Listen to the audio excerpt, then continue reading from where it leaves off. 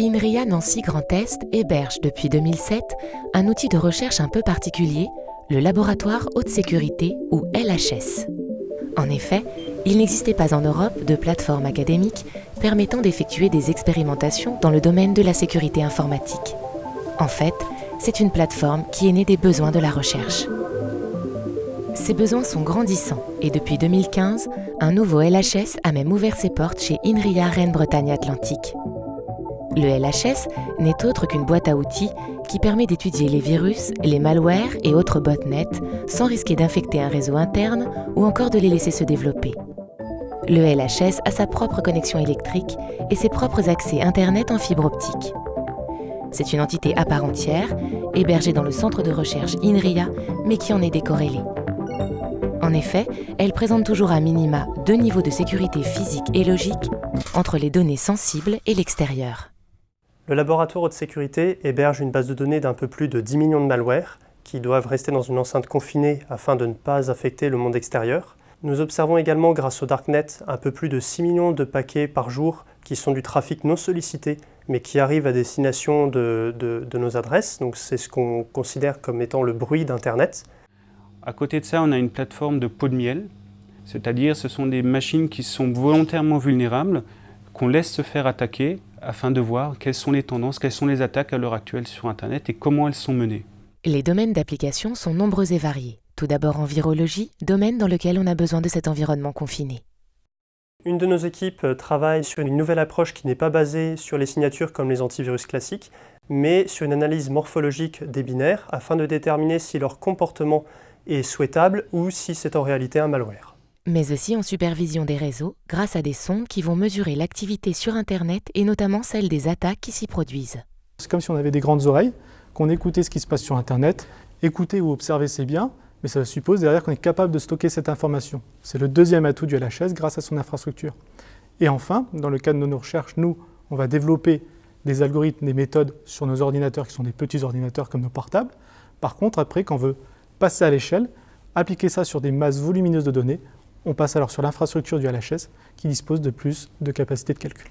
La plateforme permet également d'accroître les connaissances en cybercriminalité ainsi que sur les objets connectés. On essaye de forcer l'exécution des codes malveillants de manière à être capable d'observer ce que fait le malware dans son environnement, donc sur le téléphone.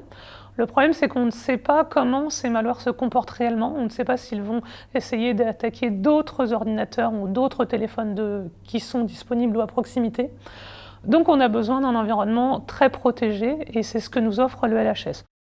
Les scientifiques tentent également d'apporter des éléments de réponse quant aux nouvelles attaques sur les robots industriels. Plutôt que d'attendre l'information, on va aller la chercher. Et pour ce faire, en fait, on va utiliser des méthodes qui vont aller se connecter un peu partout sur Internet, voire partout même, pour notamment savoir quels sont les équipements industriels aujourd'hui exposés sur Internet, dans quel pays, sur quel type d'équipement, ainsi de suite. Pour finir, en cryptologie et en chiffrement, le LHS héberge également des solutions de vote électronique comme la plateforme de vote Belenios par exemple. Même si la sécurité du vote électronique ne dépend pas de la sécurité du serveur, on a quand même besoin d'un serveur disponible, qui réponde tout le temps, et on a besoin de pouvoir confier des données semi-sensibles comme la liste d'émargement.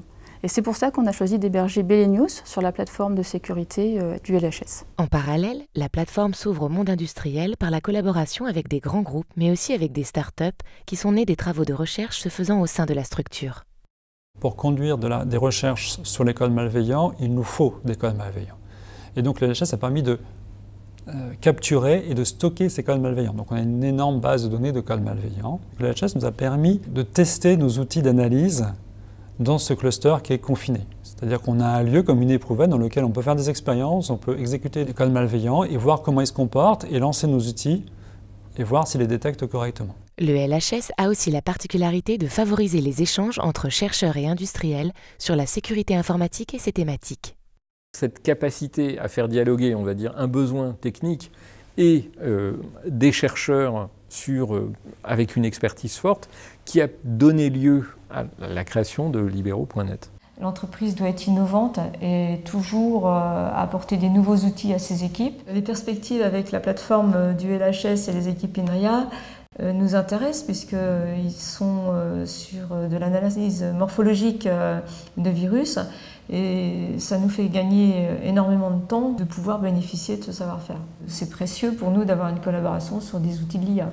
Les partenariats se créent également avec d'autres institutions comme la DGA ou l'ANSSI pour mieux détecter et prédire les attaques, l'objectif étant de pouvoir remonter les alertes aux autorités compétentes.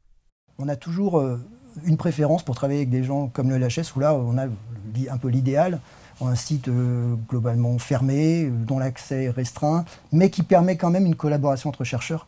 Et donc une chose qu'on pousse aussi, c'est-à-dire quand on investit dans ce type de plateforme avec de l'argent aussi public, il est important que des chercheurs puissent collaborer ensemble pour avancer plus vite.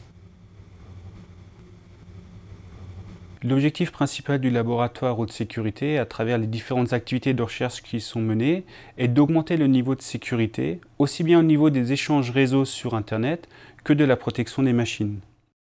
Mais de nouvelles cibles et de nouvelles menaces apparaissent aujourd'hui, et les sujets de recherche foisonnent notamment à destination des réseaux industriels ou de la domotique. Dans la course contre les logiciels malveillants, le LHS est un des outils de pointe qui permettra de faire la différence.